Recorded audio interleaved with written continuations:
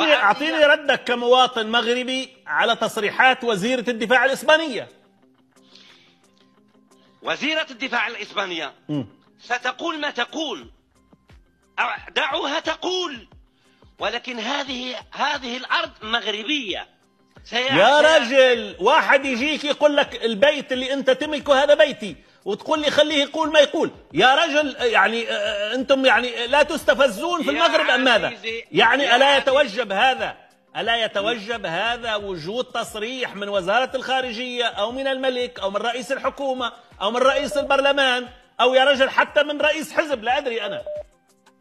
يا حبيبي اسأل الطفل المغربي كيفما كان صغير أو كبير سيقول سيقول لك أرض مغربية حتى وإن. طيب لكن هذا كلام الدكاكين لا يكفي، لا يكفي مغربية. لكن يتوجب عليك أنك تصرح كما يصرح الإسبان بشكل رسمي يا رجل. سيردون صرحوا بذلك. متى لما ينور الملح سترى. وأقول لك لو دعونا جيراننا هما دعك من هذه الذريعة يا رجل. دعك بربك دعك. شكرا لك أبو سراج، أشكرك. عندنا مثل شعبي يقول لك اللي ما طال العنبة يصير مش عارف أنا يشتم في الجار ولا مش عارف إيش. دعك من هذا الجار الجزائري في حدوده ومتكفي بحاله. أوكي يعني هناك مشاكل بين الجانبين، لكن هو لم يكتف يديك يا رجل حتى الطالب بأرضك.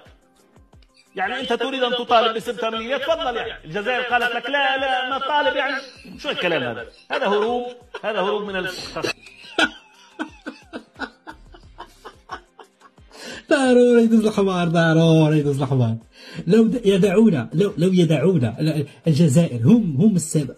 ضروري الجزائر. المهم